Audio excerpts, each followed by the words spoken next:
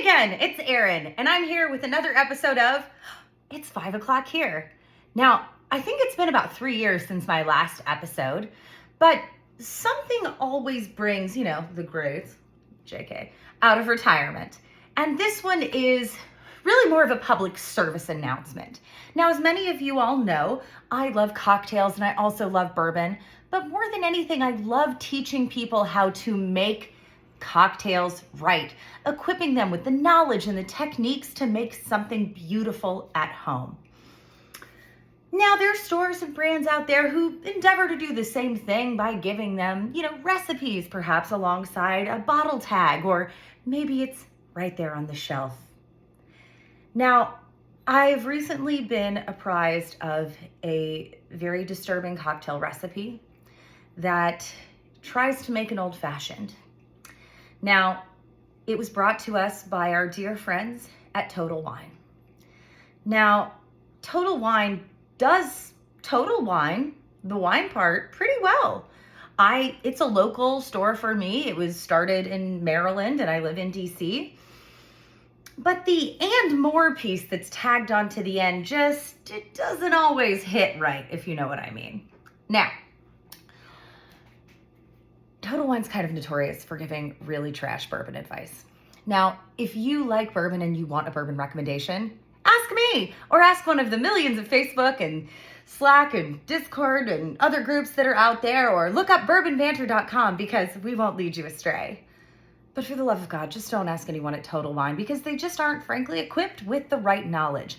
I once went into, and that's really, by the way, that's in regards to most spirits. I once went into a Total Wine in Lexington, Kentucky, asking for a bottle of Geneva, and they gave me gin.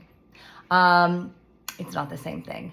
And then as far as bourbon goes, I know that our favorite ascot-wearing friend had a lovely end cap representing a multitude of brands that I had either never heard of or didn't care about.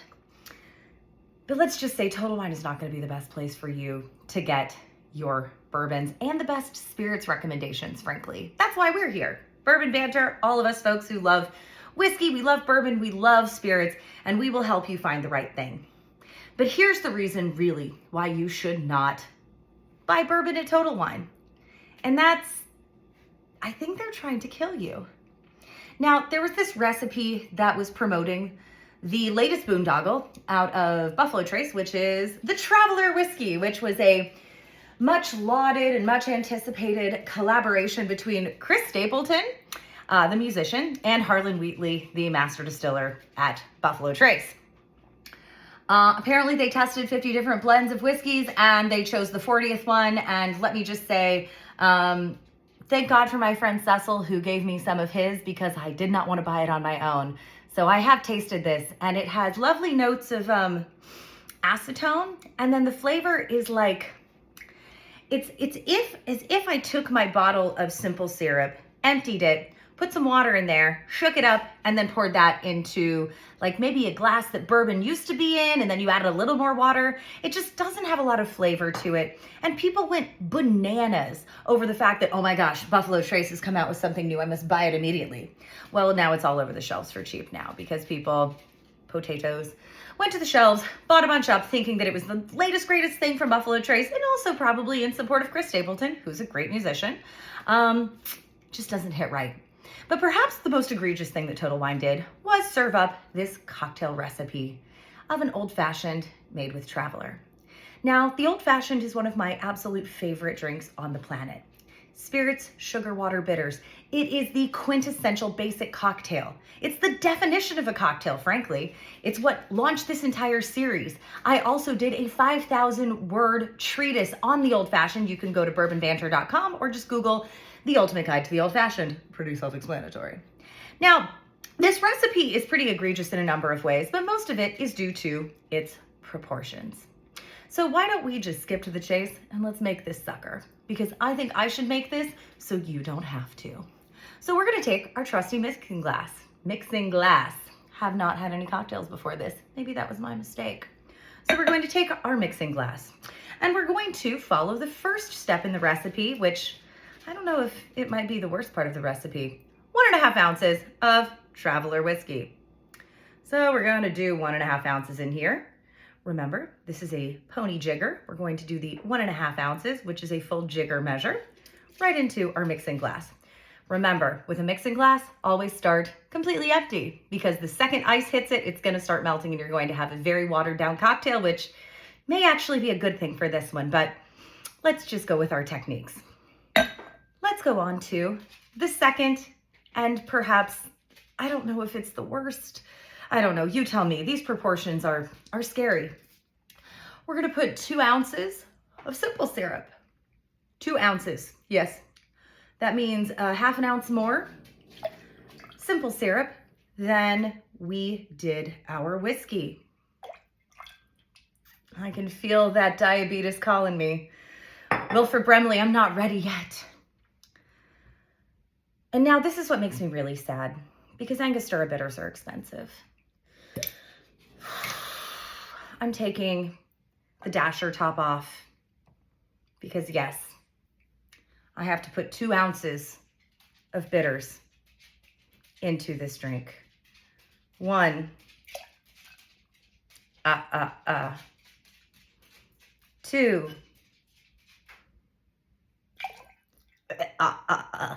Now bitters are usually, I love Angostura. It's the Frank's Red Hot of the bitters world, but 2 ounces is too much. I'm gonna put my dasher cap back on because that's how you should measure bitters, in dashes, because it's incredibly potent. So now I have 1.5 ounces of Traveler whiskey, 2 ounces of simple syrup, and 2 ounces of Angostura. Let's put some ice in here and get a little bit of dilution and pray it saves us. So we're gonna put some ice in here. I'm pretending not to cry, but I am dying inside. See, this is why I do things for people, so you don't have to. Mixing spoon or bar spoon, like so, down in here. Let's give it a stir. Now, normally for a stirred cocktail, I recommend about 30 seconds. Maybe 45, 60 rotations. I might do a little more with this one. It smells so strongly of bitters. Also, this is like a, 5.5 ounce old fashioned. An old fashioned, my specs are usually about 2 to 2.5 ounces of whiskey. I usually go with a bottled and bond high rye bourbon. 1/4 ounce of rich simple syrup, or 1/2 ounce of regular simple syrup. It's so thick. That's what she said. And then I do 2 dashes of bitters. Oh God, it's so red. It's so red. It's like I put tomato juice in here. So then I'm going to take my lovely Riedel old-fashioned glass, and I am going to put a few of my clear ice cubes in here. Probably not worth it, but I'm trying, y'all. Take this, and we're going to, oh, it's so much. It's so much. So much. Does this not look like a Bloody Mary? This looks like a Bloody Mary. Doesn't smell like one. No. Then we have to do 2, specifically, maraschino cherries. I also have these like lovely regular Bing cherries here, which I actually wouldn't normally use, but you could soak them in like whiskey. You could do all kinds of stuff, brandy, cognac, whatever. My favorite Luxardo cherries is what I like to use. But we're gonna follow the recipe. And we're gonna throw in 2 neon, oh, it's gonna splash everywhere. 2 neon maraschino cherries, and then an orange slice. I don't know why I was so silly. I got my cheese grater out to try to do like a, like a little bit of zest. What was I thinking? That was ridiculous. All right, let's hack this baby up. I'm so sorry. You were good produce.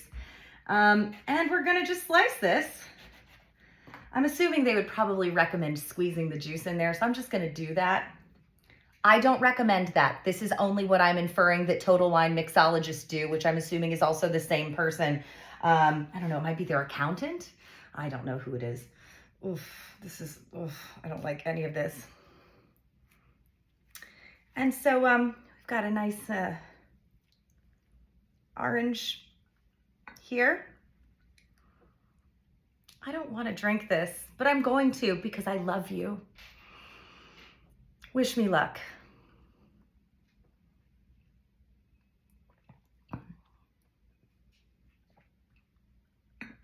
I don't know what I'm doing.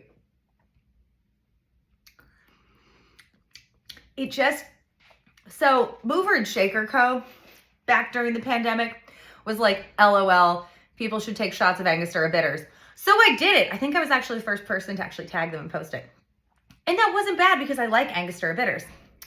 But I'm not going to drink that normally. It was a lot. It's a lot of spice. It's a lot of heavy spice. And this is as if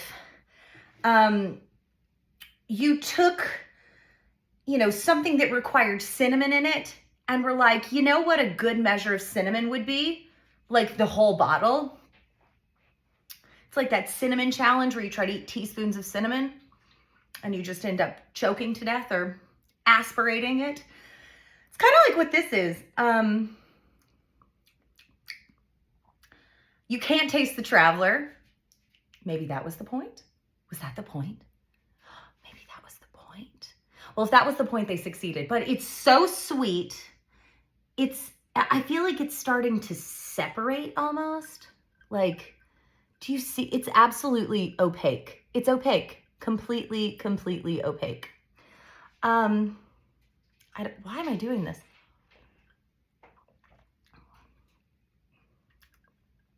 I would have been happier with just 2 ounces of Eggo. I don't recommend this, obviously. If you want to make a good old fashioned, check out my recipe, check out my article. 2 to 2.5 ounces of bourbon, 1/4 ounce rich simple syrup, 2 dashes of Ango, stir it up over a big cube or just over ice, lemon zest or orange zest. This is not the way. Baby Yoda, save us all. Because apparently Harlan Wheatley and David Trone are not going to. So this was your latest installment of It's 5 o'clock here, friends. If I survive the night, maybe I'll be back for another one. We'll see. Godspeed and don't drink this. Oh, why did I do that? No. Oh, Lila, why? Actually, let me see what she thinks.